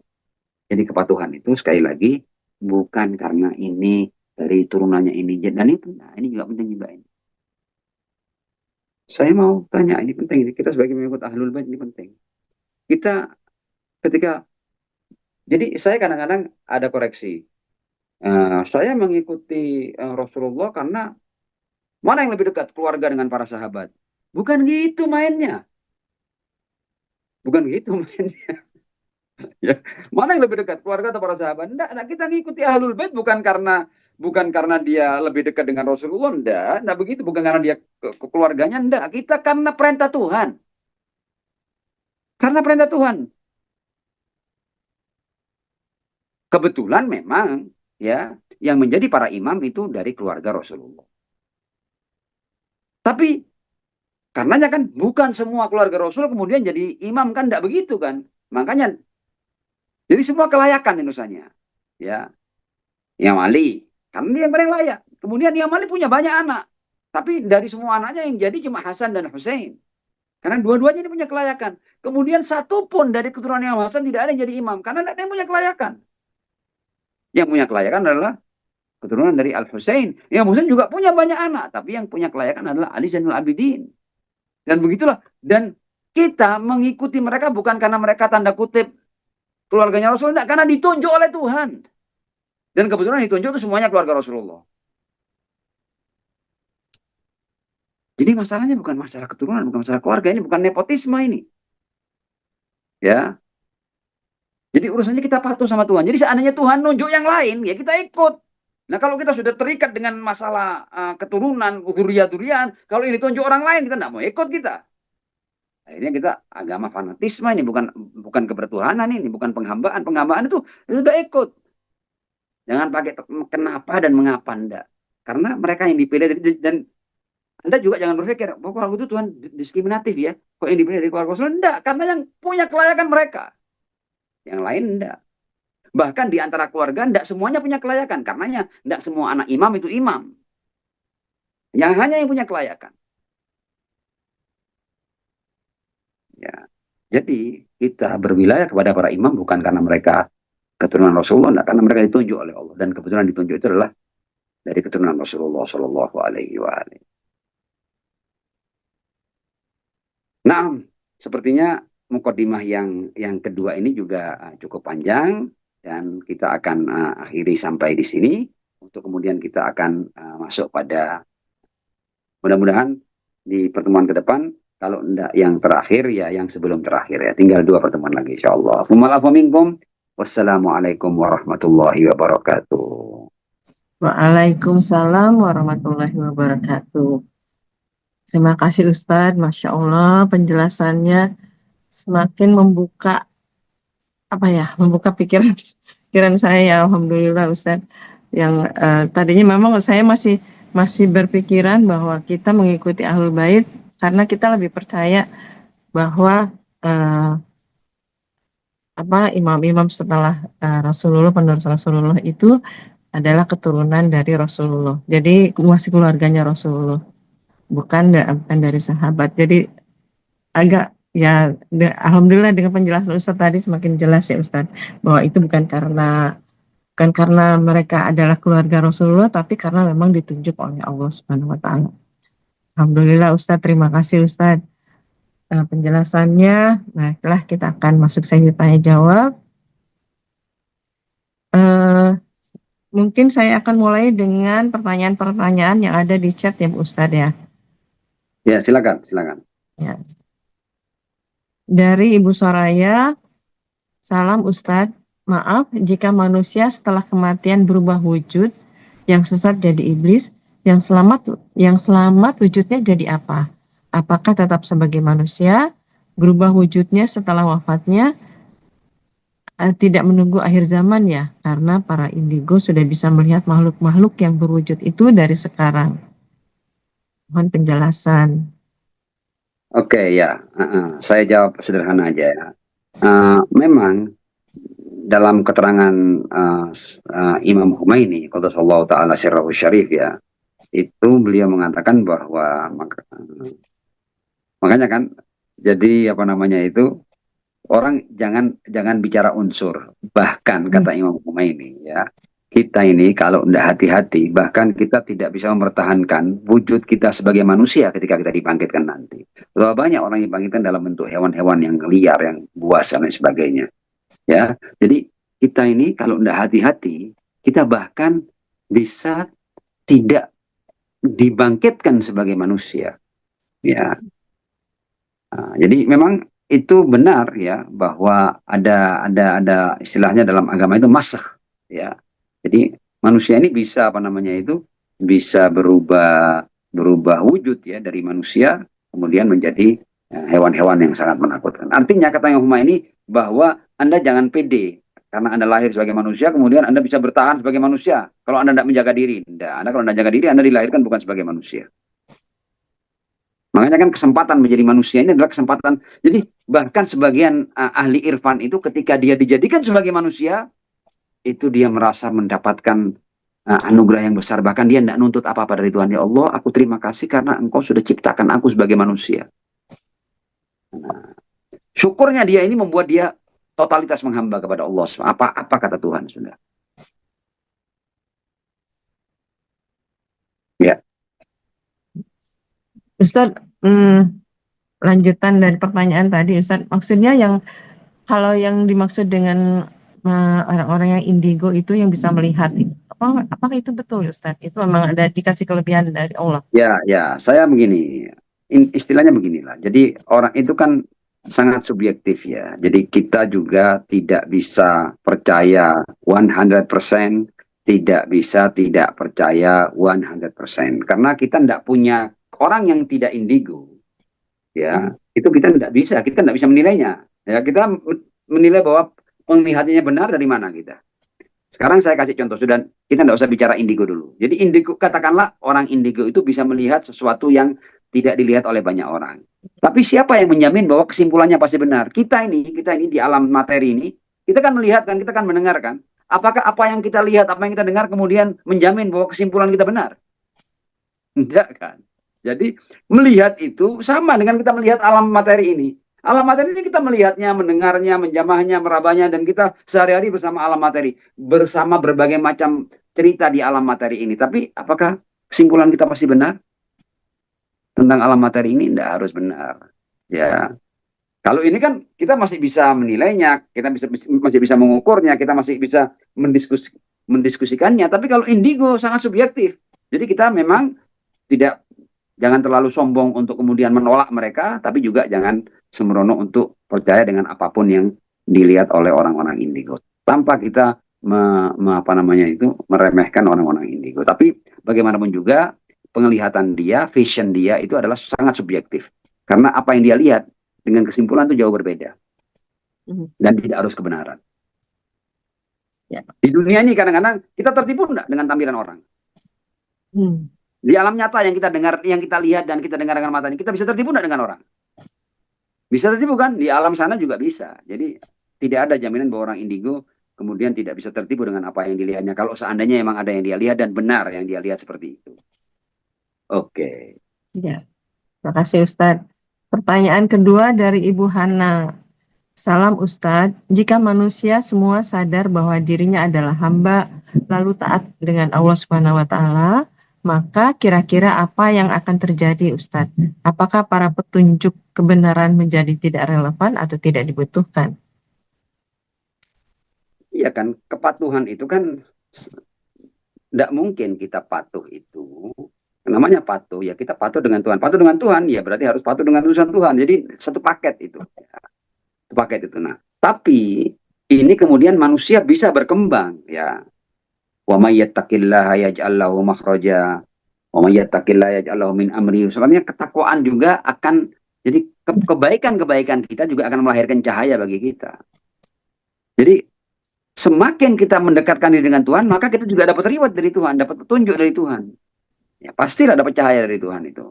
Dan cahaya-cahaya yang dapat itu sesuai dengan sejauh apa orang itu taat dan patuh kepada. Tapi ini bukan berarti kemudian seseorang tidak perlu pada utusan Tuhan. Nah, karena itu kita ini sudah masuk dalam kelas yang di bawah mereka, sehingga kita harus ikut mereka. Asalnya kita sama kan tadi kan dalam doa nutbah kan, semua kita dapat kesempatan yang sama. Tapi Tuhan tahu yang paling setia adalah fulan, dan yang setia diantaranya Adam alaihissalam, Nuh alaihissalam, dan yang paling setia dari semuanya adalah Muhammad wa alu Muhammad sallallahu. Dan itu pun bukan seluruh keluarga Muhammad loh ya, yang suci-suci itu yang dipilih oleh Allah Subhanahu wa Ta'ala. Jadi jangan keliru. Alhamdulillah, terima kasih Ustadz. Mudah-mudahan terjawab ya Bu Hana ya. Silahkan yang lain kalau masih ada pertanyaan.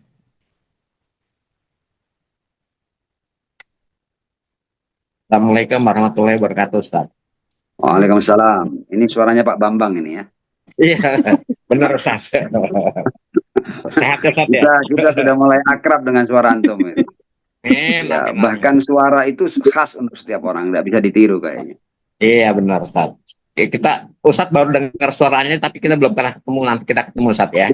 Insya Allah, insya Allah. Ustaz, tadi Ustaz ada menyinggung mengenai masalah Ismail dan Ishak, Ustaz. Dan Ismail adalah keturunan dari Siti Hajar, Ishak adalah keturunan dari Sarah, Ustaz. Nah, saya gini, Ustaz. Siti Hajar itu kan ceritanya berlanjut dalam Al-Qur'an, Ustaz. Ya kan, di mana haji, ya kan, sa'i, ya kan, itu dari Hajar. Nah, sedangkan Sarah itu kan awalnya Yahudi, Ustaz ya, betul, Ustaz ya, dari Yahudi, Ustaz. Nah, ya, silakan nih pertanyaannya, antum sempurnakan. Gini, Ustaz, apakah keturunan dari Ishak itu sebenarnya agamanya apa, Ustaz? Ya kan? Agamanya apa? Karena setelah dari Maryam dan Nabi Isa tidak ada cerita lagi, Ustaz. Sedangkan dari Ismail lahir Rasulullah SAW, ceritanya terus berpanjang kepada keluarganya, Ustaz. Tapi kalau di Nabi Isa, setelah Nabi Isa udah nggak ada lagi ceritanya, Ustaz. Gimana, Ustaz? Makasih. Assalamualaikum. Ya, waalaikumsalam. Iya, saya katakan tadi kan bahwa setiap nabi itu ada syariatnya. Jadi ada syariat Nabi Ibrahim alaihissalam ya. Jadi Ismail dan Ishak sebagai putra Ibrahim ya, mereka mengikuti agama Ibrahim alaihissalam ya. Untuk kemudian nanti itu yang dapat syariat yang istilahnya menyempurnakan syariat sebelumnya adalah syariatnya Musa alaihissalam ya, itu ya. Dan Musa itu kalau kita lihat atasnya sampai kepada Yakub alaihissalam. Yakub sendiri kalau kita lihat atasnya sampai kepada Ishak alaihissalam ya. Dan kemudian dari Yakub juga nanti akan selain menurunkan Musa juga menurunkan kelompok nabi lain. Ada Yahuda, kemudian Yahuda ini punya keturunan Dawud alaihissalam. Dawud punya keturunan Sulaiman. Sulaiman punya keturunan Imron. Imron baru Maryam, Maryam baru Isa. Ya. Jadi Nabi Musa dan Nabi Isa itu semuanya atasnya adalah Yakub alaihissalam. Dan Yakub atasnya adalah Ishak. Ishak atasnya adalah Ibrahim alaihissalam. Ya, jadi apa yang diikuti ya, apa yang menjadi perintah Allah untuk diikuti pada masa itu. Jadi di masa Nabi Ibrahim ya, dan sebelum Musa itu mereka semuanya mengikuti ajaran Ibrahim alaihissalam ya. Kemudian di masa Musa mengikuti ajaran Musa, di masa Isa mengikuti ajaran Isa. Jadi agama ini dari waktu ke waktu menyempurna dan menyempurna. Nah, tinggal seorang yang hidup di sebuah zaman, dia harus tahu kira-kiranya di zaman itu siapa rasulnya yang harus diikuti. Karena ada dikatakan likullin ja'alna lahum apa namanya itu tadi di doa nutbah tadi kan disebutkan tadi kan bahwa mana tadi itu? Oke. Nah, jadi setelah cerita tentang para nabi tadi itu, faba'dun askantahu jannatak ya, kemudian cerita tentang Nabi Nuh, kemudian sampai kepada Nabi Isa ya, wa ba'dun auladtahu min ghairi ab wa ataitahul bayyinatu ayyatahu biruhil quds, kemudian wa kullun syara'ta lahu syari'ah wa nahajta lahu minhaja. Untuk semuanya ada syariatnya yang harus diikuti di zaman masing-masing. Ya. Boleh bertanya lagi, Ustaz? Silakan. Atau cukup In? Satu pertanyaannya In, Bu In. Ya, silakan. Ya, Ustaz. Kita tahu bahwasanya Rasulullah itu lahir di Jazirah Arab, di Makassar. Keluarganya Rasulullah juga kebanyakan semuanya lahir di Arab dan bagian besar di Irak, Ustaz. Nah, pertanyaan saya, Ustaz, waktu itu kan manusia itu apakah adanya itu di Jazirah Arab aja, Ustaz? Belum ada belahan di Eropa, di Asia, atau di daerah-daerah mana Ustaz? Sehingga ajaran-ajarannya dari keluarga Rasulullah itu pada waktu itu hanya terbatas pada orang-orang Arab aja Ustaz. Seperti itu Ustaz ya? Ya, kalau kita lihat sejarahnya kan tidak seperti itu kan. Rasul kan mengirim surat ke raja-raja, sampai ke raja di Habasya, di Ethiopia sana, kemudian ke Raja Romawi, ke Raja Persia. Artinya dakwah itu sudah sampai kemana-mana. Ya, jadi bukan hanya terbatas pada Jazirah Arab. Dan yang luar biasa adalah Al-Quran ini. Jadi Al-Quran ketika menjadi risalah, yang menjadi kitab yang terakhir, Al-Quran ini sama Allah dibuat sedemikian rupa sehingga dia bisa diakses dengan mudah dengan bahasa aslinya di seantero dunia. Dan belum ada kitab yang seperti Al-Quran.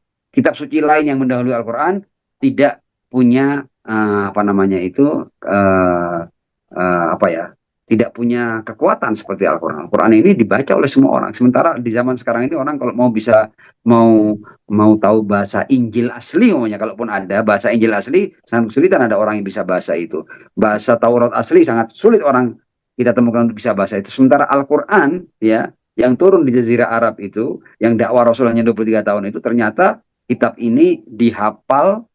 Dan dari waktu ke waktu penghafalnya bertambah sehingga tidak bisa dikurangi, tidak bisa ditambahi. Karena apa? Karena semua orang menghafalnya. Dan bukan hanya itu, kitab ini dalam bahasa aslinya bisa dibaca, dihafalkan oleh seluruh umat manusia di dunia.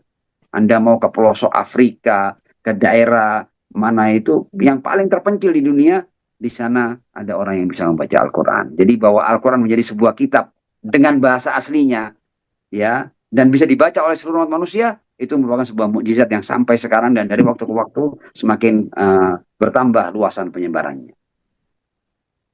Syukran Ustaz. Ya, Afwan. Ya, Ustaz. Masih ada pertanyaan lain? Silahkan. Bu Fenty, silakan. Bu Fenty. Ya, makasih ya. Ya, Nomor. Mangga. Ya, Afwan Ustadz. Kan tadi keyakinan kita bahwa mengikuti mazhab Ahlul Bait seharusnya memang karena diperintahkan Tuhan ya Ustadz ya. Persis kayak yang selama ini yang saya argumentasikan ke orang di luar situ tuh ya karena itu perbandingan sahabat dan keluarga mana lebih dekat. Kita selalu begitu. Tapi kan memang ada hadis itu ya Ustadz. Sekolahin itu kan juga itrah ya Ustadz. Ahlul Bait keluargaku. Nah, apakah keyakinan ini memang hanya untuk kita aja nih sudah menjadi mazhab Ahlul Bait? Jadi yang sebenarnya bahwa itu karena perintah Tuhan. Apakah arti hadis itu yang keluargaku itu ya keluarganya sudah diperintahkan Tuhan? Gitu juga nggak Ustadz? Terus berikan saya rumus Ustadz kalau ditanya karena perintah Tuhan, di mana perintah Tuhan itu? Kalau pertanyaannya balik lagi saya seperti itu, saya jawab apa Ustadz? Apa ininya dalil-dalilnya gitu? Ya, itu makanya kan tidak bisa kita dalam satu majelis kita ini kan itu bahasan di bidang imamah nanti. Ya, kenapa orang Syiah meyakini 12 imam pasca Rasul Shallallahu Alaihi Wasallam? Ya, di situ sudah dijelaskan semua dalil baik dari Al-Quran maupun dari riwayat-riwayat yang sahih. Ya, riwayat yang sahih ini bahkan kita bisa mengambilnya dari riwayat-riwayat Ahlus Sunnah sebagai sebagai contoh prinsip 12 imam itu dalam kitab-kitab Sahih Ahli Sunnah itu mutawatir riwayatnya. Jadi bahkan kalau kita mau jujur, baik Sunni maupun Syiah, seharusnya dua-duanya ini Itsna Asyari, percaya pada 12 pemimpin. Karena Rasul juga dalam kitab-kitab Ahli Sunnah dan diyakini oleh Ahli Sunnah dalam Sahih mereka bahwa Rasul mengatakan bahwa setelahku ada 12 khalifah, ada 12 amir. Itu ada di Bukhari, ada di Muslim, di mana 12. Loh kok bisa? Rasul ngomong 12, mereka tidak tahu siapa 12 itu. Kok yang tahu cuma Syiah? Dan kenapa yang menyematkan predikat pada diri mereka sebagai 12 pengikut 12 imam hanya orang Syiah? Padahal dalam kitab-kitab Sahih Ahli Sunnah juga 12 pemimpin. Kenapa mereka tidak menisbatkan diri mereka pada 12 pemimpin? Kalau mereka memang ahli sunnah, harusnya dalam hal kepemimpinan pasca Rasul juga harus 12 seperti yang ada dalam Sahih mereka. Ya, jadi ini salah satu dalil saja. Tapi kalau memang Anda mau tahu tentang apa yang menjadi dalil Syiah tentang 12 imam Ahlul Bait ini dan siapa. Jadi 12 imam Ahlul Bait ini bukan semua keluarga Nabi loh ya, 12 imam, cuma 12 ini saja yang harus diikuti. Ya, jadi hanya tertentu karena yang ditunjuk oleh Tuhan. Jadi bukan setiap keturunan. 12 imam ini saja. Oke. Paket sendiri ya Ustadz. Ya, dan kalau memang nanti mau diadakan secara khusus apa bukti-bukti Syiah mengikuti 12 imam dari Al-Quran dan hadis, nah itu insya Allah mungkin dalam 1-2 pertemuan bisa selesai itu. Ya Ustadz. Nah, Ustadz. Ini kalau boleh dikit lagi Mbak Iin. Ya, Tapi udah. kayaknya di luar tema sedikit sih. Tapi kalau nggak boleh dijawab sekarang maksudnya. Nah, Ya, temanya enggak, kalau silakan. Ini tentang Nur Muhammad. Jadi apakah Nur Muhammad yang pertama kali diciptakan Allah itu kan Nur Muhammad. Ya, nah itu berarti itu pun juga kelanjutannya ke 12 imam itu kali Ustadz, tidak semua keturunan Muhammad mendapatkan nurnya. Apakah kurang lebih seperti itu? Yang 12 itu yang mendapatkan nur-nurnya. Oke. Saya mau katakan, Nur Muhammad itu adalah ciptaan pertama. Jadi semua kita ini, semua yang ada ini termasuk langit dan bumi dari Nur Muhammad. Jadi semua itu kalau kita mau bicara Nur Muhammad, semua punya unsur Muhammad. Ya, bukan hanya keturunannya saja. Ya.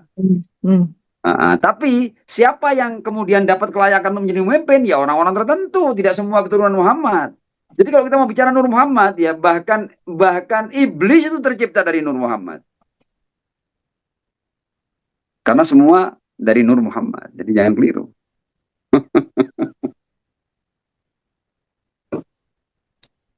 Dipahami ini ya? Kok kayaknya saya tadi nggak dapat suara. Suka unmute-nya suka susah dibuka. Ya, Ustaz. Masya Allah Ustaz. Syukuran ya Ustaz. Ya. Tunggu sebentar. Ini jadi semua yang ada ini dari Nur Muhammad. Jadi semua ini Nur Muhammad. Ya. Kadarnya beda-beda gitu ya Ustaz ya. Kadar. Jadi masalahnya bukan kadar, masalahnya itu pada jadi kita ini kan diberi potensi. Manusia itu diberi potensi. Nah, masing-masing kita tidak unlimited kita untuk mengembangkan potensi kita. Ya, jadi salahnya itu bukan pada unsurnya. Jadi bukan karena unsur, karena saya cuma dapat kuota sekian, maka saya tidak bisa. Enggak, ini unlimited. Kita mau meningkatkan makom kita setinggi apapun unlimited. Emang ada batasannya. Kamu takwanya cuma sekian. Enggak, kita bergantung kita. Mau enggak kita?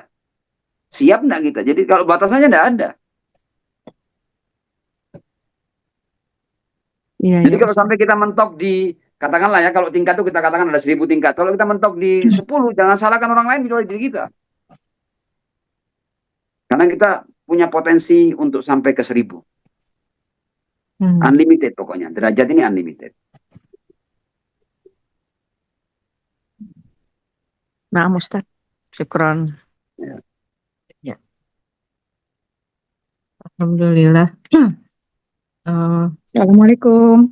Waalaikumsalam. Siapa nih? Sebentar. Izin bertanya Bu Iin, Ustadz Abdillah. Novi, Bu. Ya.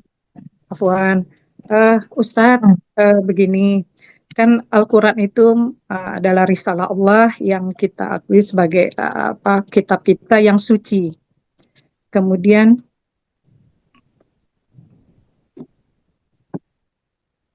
ya, diturunkan juga kepada Nabi Muhammad yang juga suci, maksum.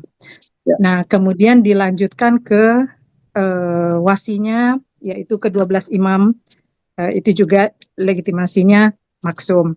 Nah, pada saat ini kita kan sebenarnya di bawah, di dalam masa Imam Mahdi. Tapi kan Imam Mahdi digaibkan ya Ustadz. Nah, tapi kan tidak boleh ada kekosongan penjaga risalah. Nah, maka kemudian Imam Mahdi menunjuk naib, dan juga setelah selesainya naib, saat ini yang kita taklifkan adalah marja atau rahbar ya Ustadz ya. Apakah itu berarti bahwa rahbar atau marja ini harus maksum seperti imam yang ke-12 imam lainnya? Karena kan seperti Ustadz pernah katakan bahwa sesuatu yang suci diberikan kepada yang suci, maka yang menjaganya pun harus suci. Apakah seperti itu ya Ustadz ya? Iya, Sedangkan dan ya ya, Afwan. saya sudah tangkap pertanyaannya. Dan masalah kesucian itu tidak berakhir kan. Imam Mahdi ketika gaib nanti kan, makanya kan pembahasan yang berikutnya itu diantaranya nih, mengapa digaibkan dan apakah yang gaib itu berfungsi ya. Jadi sebenarnya hujah Allah, bumi tidak boleh kosong dari hujah Allah. Jadi orang suci yang menjaga risalah ini ada meskipun dia gaib ya kan. Tapi untuk urusan manusia ini ikut ke siapa, merujuk ke siapa, urusannya pada para marja tadi ini kan ya, pada para fuqaha yang umana. Tapi Imam Mahdinya bukan meninggalkan gelanggang, dia tetap yang menjaga risalah Muhammad Shallallahu Alaihi Wasallam. Jadi Imam Mahdi itu ketika gaib bukan berarti hilang kan. Jadi kalau dalam bahasa riwayat dia ibarat matahari yang ada di balik awan. Apakah ketika matahari di balik awan mataharinya hilang? Enggak, mataharinya masih di tempat yang sama, hanya tertutup oleh awan. Hanya kita tidak bisa memahaminya. Imam Mahdi tetap ada. Jadi Imam Mahdi ini bukan istirahat, bukan alih fungsi, enggak. Dia tetap berfungsi sebagai imam dan aktual sebagai imam. Hanya gaib, gitu aja. Jadi kita klaim kita tentang bumi tidak boleh kosong dari hujatullah itu tidak apa namanya itu tidak terbantah apa itu tidak batal dengan kegaiban imam. Karena kegaiban imam bukan berarti imam menghilang. Imam hanya tidak bisa dijangkau oleh manusia. Itu aja. Tapi dia tetap berfungsi menjaga kemurnian risalah Muhammad Shallallahu Alaihi Wasallam. Dan dia punya kuasa untuk memberikan pesan-pesannya kepada para syiahnya dengan cara yang bahkan boleh jadi para syiahnya tidak tahu. Tapi sampai akhirnya pengikut Ahlul Bait itu ada sampai sekarang, kemudian ajaran Ahlul Bait ada sampai sekarang, itu adalah berkat pengawasan dan pengawalan Al-Imam Al-Mahdi. Kalau dari Imam Mahdi bahkan satu riwayat dari Imam Ja'far pun tidak akan sampai ke kita.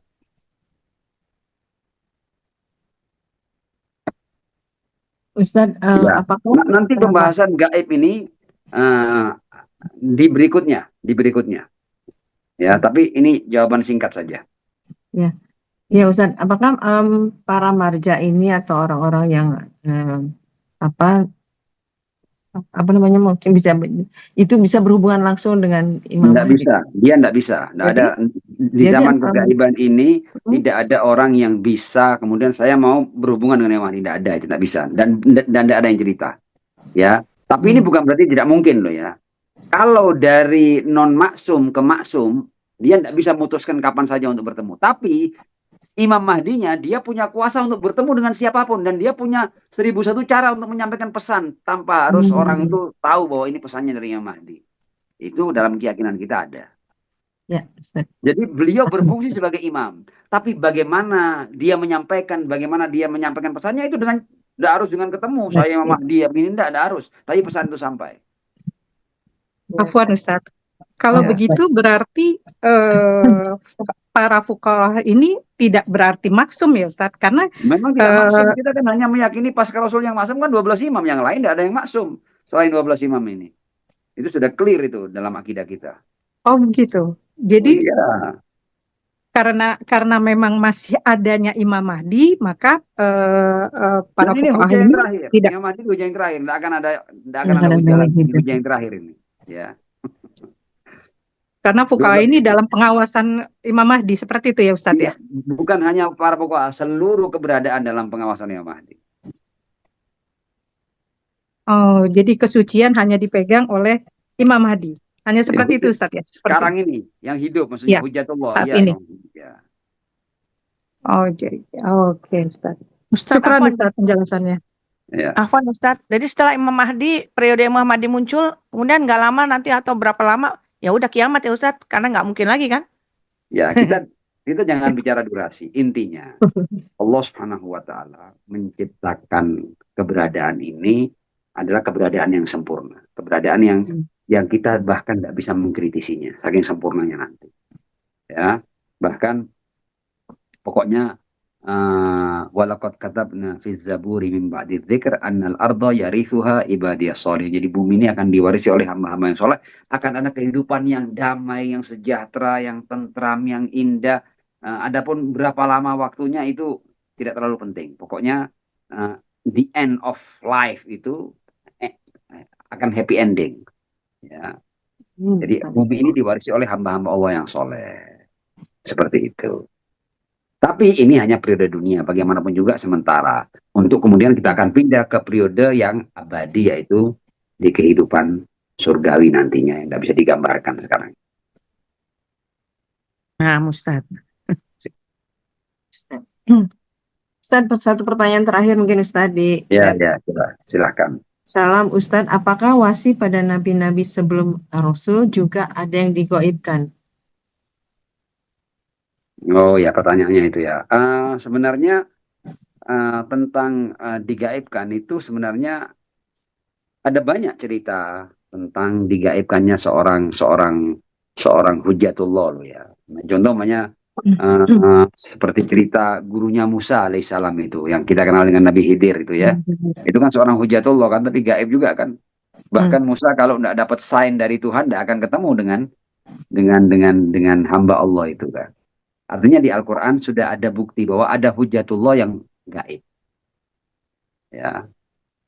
Nah, itu nanti insya Allah dalam pembahasan apa namanya itu tentang kenapa gaib itu akan kita sisipkan itu. Salah satu. Jadi artinya ini saya ucapkan di awal ya. Semua prinsip dan keyakinan yang ada dalam akidah Syiah itu semuanya ada di Al-Quran. Jadi tidak ada satupun keyakinan kita yang tidak berdasar pada Al-Quran. Itu pegang dulu. Itu. Termasuk bahkan ada hujah yang gaib di Al-Quran, ada contohnya. Apakah satu orang bisa merubah segala-galanya? Ada contohnya di Al-Quran. Semuanya ada. Kenapa kok tidak disebut namanya ya? Kenapa para imam tidak disebut namanya sebagai contoh? Nabi Khidir tidak disebut namanya di Al-Quran. Bahkan gurunya Musa tidak disebut. Musa yang muridnya disebut kayak selebriti berkali-kali di Al-Quran. Jadi tidak disebut bukan berarti tidak ada. Sebagaimana nama gurunya Musa juga tidak disebut di Al-Quran. Jadi kalau ada orang berprotes, kalau memang para imam ini penting di Al-Quran, kenapa kok ada? Kalau memang para imam ini penting perannya setelah para nabi, kenapa tidak ada di Al-Quran namanya? Loh, sama, gurunya Musa tidak ada di Al-Quran namanya. Jadi saya katakan semua akidah Syiah itu ada di Al-Quran. Ada dasarnya. Silahkan nanti Anda mau bertanya tentang akidah yang paling aneh apapun yang benar loh, yang benar-benar akidah Syiah, ya itu semuanya ada dasar Quran. Termasuk masalah kegaiban tadi. Dan bagaimana yang gaib tetap berfungsi. Ya. Alhamdulillah pembahasan yang betul-betul membuka pikiran kita ya Ustadz ya. Terima kasih Ustadz. Insyaallah. Mudah-mudahan jamaah semuanya juga bisa menyimak dengan baik apa yang sudah disampaikan Ustadz tadi. Dan karena waktu juga yang membatasi kita, mungkin kita akhiri pembahasan kita hari ini. Masih berlanjut dengan subtema yang sama Ustadz ya minggu depan Ya, insya Allah. ya. Karena mukadimah 1, mukadimah 2 ya. Iya. Karena kalau enggak nanti ada yang miss. Iya, Ustadz. Paham Ustadz. Baiklah Ustadz, sekali lagi terima kasih. Insya Allah kita akan ketemu lagi minggu depan, hari Kamis jam 10 ya Ustadz, insya Allah ya Ustadz. Insya Allah tidak ada perubahan waktu ya. Tidak ada perubahan ya Ustadz. Semoga, soalnya kalau jam-jam segini itu masa yang penuh perjuangan Ustadz. Ya, sekalian saya mohon maaf kalau juga karena perubahan waktu ini ya. Iya, nggak apa-apa Ustadz. Alhamdulillah sih, jamaah semuanya juga masih semangat untuk menyimak materi dari Ustadz. Alhamdulillah. Baiklah, sekali lagi terima kasih atas waktunya Ustadz. Terima kasih juga atas kehadiran jamaah semuanya. Terima kasih Mas Faski atas bantuannya dan untuk kelancaran kajian hari ini. Mohon maaf lahir batin bila ada ketidaksempurnaan dalam teknis pelaksanaan kajian hari ini. Assalamualaikum warahmatullahi wabarakatuh. Waalaikumsalam warahmatullahi wabarakatuh.